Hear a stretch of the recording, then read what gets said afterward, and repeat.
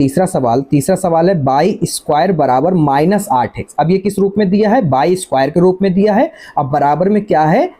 8 क्या है? माइनस का है। x का जो गुणांक है बेटा वो माइनस का। तो यहाँ पर हम लोग परवलय का मानक रूप किससे तुलना करेंगे, आइए आपको बताते हैं।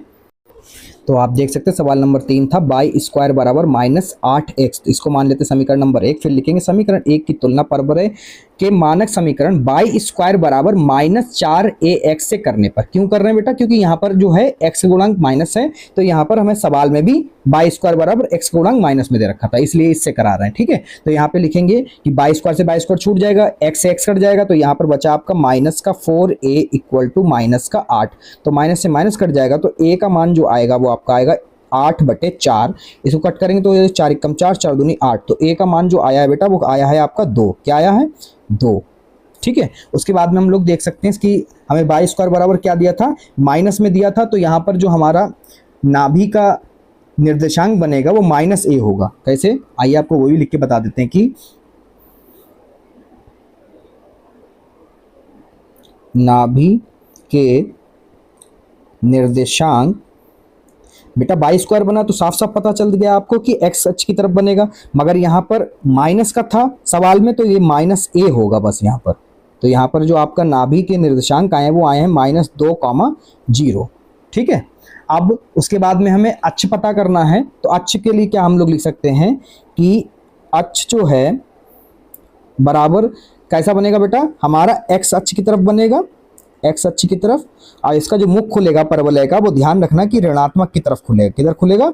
ऋणात्मक दिशा की तरफ। ठीक है, या अनुदिश। ठीक है, अनुदिश खुलेगा।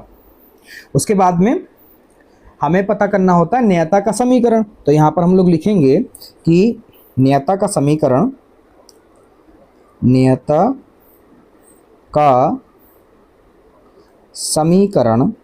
ठीक है बराबर क्या होता है? वो होगा x - a बराबर 0। क्यों? पहले प्लस होता था क्योंकि वहां पे प्लस होता था x का गुणांक, यहाँ पर माइनस है तो इसलिए माइनस हो गया। तो यहाँ पर हम लोग मान रखेंगे कि x - 2 बराबर 0। ये क्या है? हमारा नियता का समीकरण आ गया। ठीक है, उसके बाद में हम लोग लिखेंगे यहाँ पर आगे, अब हम लोग निकालना है चौथा पॉइंट, यानी कि नाभि लंब जीवा की लंबाई। तो यहाँ पे लिखेंगे कि नाभि लंब जीवा की लंबाई। अब ये आपको पता है कि ये सभी के लिए एक ही जैसा फार्मूला रहता, 4a। ठीक है, तो यहाँ पर हम लोग क्या करेंगे? 4 गुणे -2। तो ये हमारा आ जाएगा बच्चों -8। क्या आ जाएगा? अच्छा एक बात और आपको बता दें कि 4 गुणे 2 रखेंगे। क्यों? क्योंकि हमने जो a का मान निकाला था वो था +2। ठीक है, तो यहाँ पर हमारा हो जाएगा 4 दूनी 8। क्या हो गया? 4 दूनी 8। चलिए एक बार सब सही से लिख लेते हैं।